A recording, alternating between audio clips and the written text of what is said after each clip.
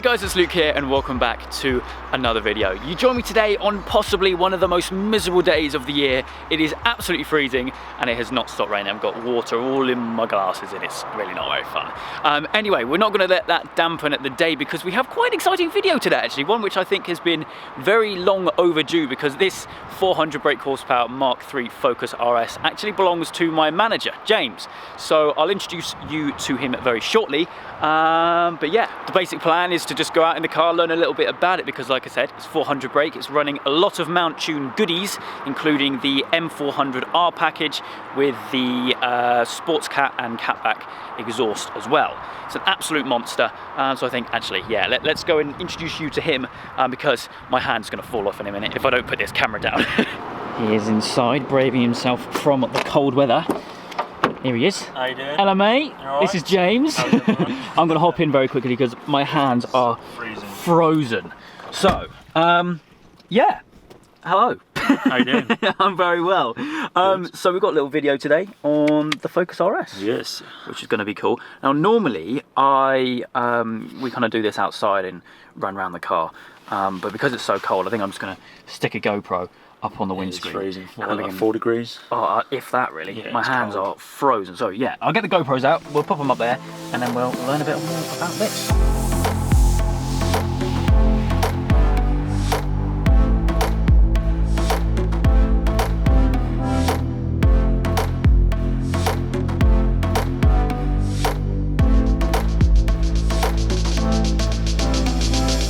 So, right, GoPros are set up.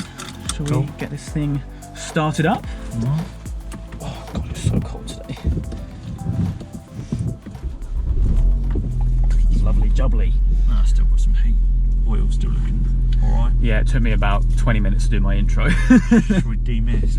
Yeah, we need a lot of demist going on here. So, as we get going then, should we speak first a little bit more about the whole manager thing? Yeah. So you don't just manage me, you run a company which basically, we'll explain, because it's complicated. Yeah, so I guess I was a good networker. I was good at working with people, communicating with people.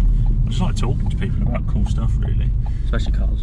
Yeah, especially cars. And it just kind of allowed me to grow my network. And, you know, it was actually when I worked at Heathrow Airport where it all kind of started. I kind of came up with this idea to run this campaign of, you know, there was the ITV show, Britain's Busiest Airport. Oh, watch that, yeah. And I came up with the idea. I said, they wanted to promote it. And, well, actually, it was from speaking to my baggage operations manager. Because I worked for the headquarters and we were doing stuff around there, and he basically just said, what did I enjoy? And I was like, I like making YouTube videos and watching them and stuff. Yep. And he was like, oh, I'd love to understand how we could kind of get YouTube involved with what we do here. Okay. I was like, oh, we could, you know, get some influencers, and I hate the term influencers, but content I do as well. Content creators. Ooh, I'm an influencer. Get some content creators to come and do a behind-the-scenes tour of the baggage system, which is something which most people don't get to see because of security. Yeah, that's it. Yeah. Which allowed, and he basically turned around and said, "Great, do it."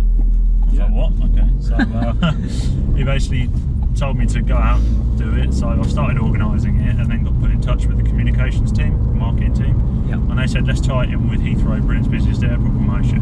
And we ended up turning it into a world tour, a full airport tour. Which involved, I think we only used 6 content creators. Got that Range Rover's tonking around there, isn't he?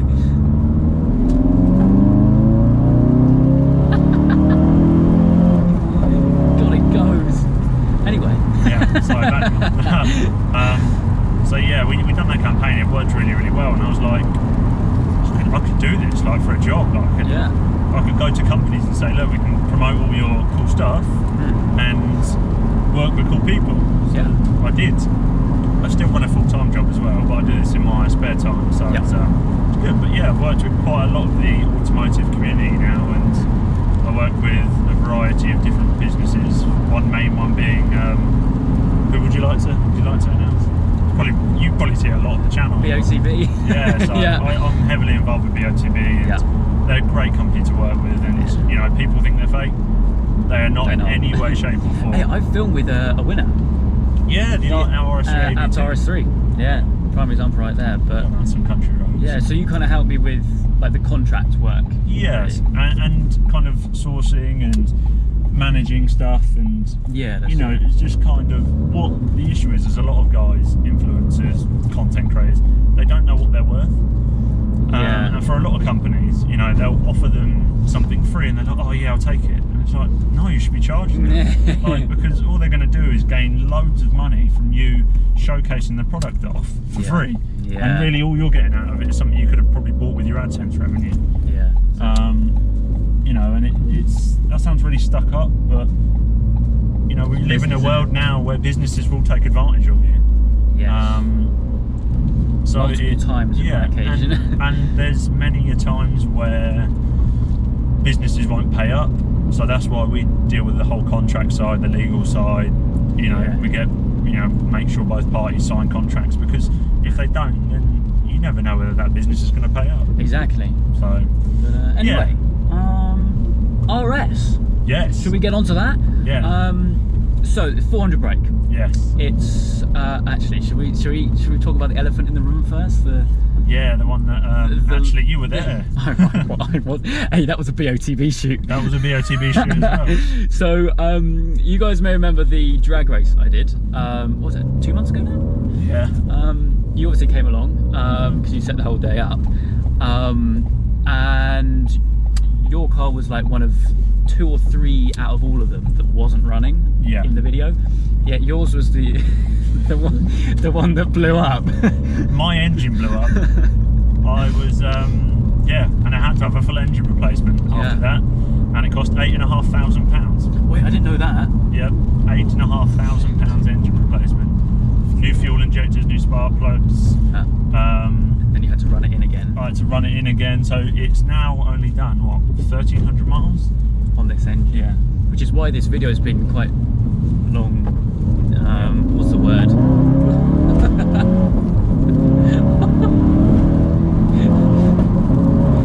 It is a monster though, isn't it? God, those stock brakes. On it? Are those stock brakes? Yeah.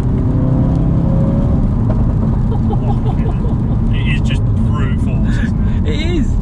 It's nuts. The torque is just like instant. Yeah. Second gear, man, is just ridiculous. Yeah. No, it just goes. It absolutely goes. How does that feel in comparison to the Golf R? It's a lot more brutal. Yeah. I mean, especially this ride is very brutal. Yeah, no, they're nuts. They're absolutely nuts. Yeah, but yeah, back onto the engine thing. Yeah, the engine thing. Yeah, luckily I didn't actually have to pay for it myself. Good. The dealership I bought it from paid for it because it was still in warranty. Luckily. Yeah. However, I don't think it's still under warranty from them anymore. Yeah. But to be fair, it had the M400 package on since I got it. So it didn't have the 400R, it had the 400 package. Okay, yeah. And the 400R is definitely a bit more refined, I would say. I think the 400 package was just very, well, the original M400 map was very, I don't know what you would call it, very to the point. Yeah. This is a lot more refined. It feels like they've really gone to town with the work on it. Gotcha. Like it's just a slight step up. Step up, yeah. The torque comes in slightly earlier, but I think they've done the power delivery a bit better. You know, that's the first thing I noticed. It is just there. Even that, it's like a 5th gear pull then. Yeah, like, 5th gear pull. You really don't need to drive that hard to enjoy it. You know, I cruise around these country lanes well within the speed limit. Yeah. But it just feels so engaging. But the steering's quite heavy with it. But I think that's good because you get a proper feel for the road. I think in terms of other mods that are on the car, cosmetic-wise, it's only the bonnet, right? Yeah, that's really they were vented. Yeah. So you bought it with that on? Yeah. Sorry, concentrating. Yeah. I bought it with it on. And so I'll slow down a bit. Just concentrate on talking. It's because it's such a harsh setup with the camber of the. Yeah, it really does just eat the road. Yeah. That's the thing, and it picks up every single groove, crack, crevice in the road. Yeah. And it will pull you. There's a massive thing with these veering steering. I don't know whether Some people might have heard of it in the video, or viewers, audience. The thing in which people think it's talk steer, it's not actually talk steer. It's just you'll be driving normally and the car just veers off to one side. Yeah. And it's so. just the way that it's set up, and it's something which a lot of companies are trying to combat, but they're struggling. Okay. Another thing is the seats. You may know, especially me, sat really rather low down because it's got, what do they call it, like the lowering kit? Yes, it's got a JLR, I think it's JLR or JCR, I can't remember. Development lowering kit for the seats. Yeah, because they're renowned for being quite high up, standard. God, the gear shifts is so brutal. It's quick, isn't it? Yeah. It gets up to speed very quick. Yeah, I can imagine. I've experienced a stock one. Yeah. But this is like something else. It's something else. That's what, because I took that. That's how it blew up, didn't it? Oh yeah, I took one of the other Focus RS owners out, the one that was stock. He was like, oh yeah, I want to feel what it's like, and I took it out, and it was fine. It was completely fine on the first 2 runs, and I came back, and his mate was like, oh, I want to see what it's like, and then Sam, good old Sam, and his A45 was like, yeah, let's have a little race. So I was like, okay, well I'm not going to launch it because I've never actually launched this before. Oh, the launch is weird. Yeah, I've never done a launch in this. It's like a manual launch control. It's cool. It's weird. You've got to get it all right, otherwise. Yeah. And he's like, yeah, it's a rolling race, and completely battered him on the first run out. And he was like, oh no, I messed up my gear change. I was like, oh Sam, you're in an auto, mate. How can that happen? Yeah. Kidding around. But so we done a run on the way back down, and I was like, because I think I was about 2-3 car lengths ahead of him on the way up. On a runway, by the way. Yeah, on the runway. Yeah, this was all on the drag race video. Well, not on the video, but it was there when we filmed. And we're coming back on the way back, and I'm laughing about it now, but I really wasn't laughing about it at the time. No. I think I must have got about 100 off gear, literally just shifted up into 5th, and all of a sudden I just lost all power. It just went boom, and just like all the revs just went down. I was like, what is going on here? And I rolled all the way in. We couldn't start it back up. It wouldn't idle. Yes, I remember that. It wouldn't even idle. Was it the oil? Was it the oil pressure? Was just going all the over oil the place? pressure was absolutely, well, the pressure was going up and down. The temperature was set at like 110 degrees, and I was like, Jesus Christ. Yeah. Wasn't good. It wasn't good. It was at the end of the shoot though, which was luckily handy. Because I really wanted to go down to Cafe and Machine. Yeah, we went to Cafe and Machine afterwards. And there's me. I had to wait around for an hour and a half. I'm really sorry, buddy, but I'm gonna go to the pub. So unfortunately, it was a bit of a shame, but we've got a whole new block, a whole new everything. Pretty much. It's practically a new car, just on the same chassis. Yeah, that's it. Yeah. Have you got any other plans for it? I think that's a general question which I tend to ask in these videos. I'd love to take it up to what Mountune are now offering. They're offering like 520 brake horsepower now, aren't they? Forged pistons and everything. That's it. Potentially, but it's expensive. It's about £10,000, and it's like, well, I could put that deposit down on another car, or I'd invest it elsewhere, because you can invest that, you'd never get it back. No, you'd pay 10 grand and you'd sell it, and then the dealership wouldn't give you anything extra for it. They'd be like, it's not our problem. Yeah, you decided to do it. Yeah, so because to them it doesn't really affect massively what they can sell it for. Yeah. I'm trying to figure out what I actually am. Second-hand market. Yeah. I'm trying to think what else. So actually, going back to the exhaust quickly, because I don't think we've spoken about that. Yeah. Mountune full V3 thing. catback system. Okay. Yeah. With a sports cat as well. Sports cat. Yeah, it's pretty much. You might be able to link it down below for the Mountune stuff, or put it in the description. Yeah, I'll do something. Or overlay something on their website. It shows everything on the list of kind of what's part of the car. You've got like a sound suppression chamber, uprated turbo resoak valve, obviously the intake, the boost pipes, whatever they are, whatever you want to call it. There's a lot that's been done. Yeah, like you can see from the bonnet, it's just like Mountune plastered everywhere. Yeah, you open the bonnet, it's like Mountune. It's got a short shifter, it's got a roll restrictor, all the little stuff. But I will say that this video is all over the place because of just how awful the weather is. Yeah. Normally we do all this walk around outside, and we're also losing light. Maybe I should open the sunroof. Oh, you can. So we can let much light in. But yeah, so excuse the fact that the video is a little bit all over the place. it's been one that is definitely long overdue nonetheless. Yeah, definitely. I think I'd love to show the car off more, but it's so twitchy. Yeah. And you can probably feel it in the passenger seat. It's a really, really engaging drive, and that's, I think. Yeah. And I was saying to Ollie, the one that had the RS3. Yep.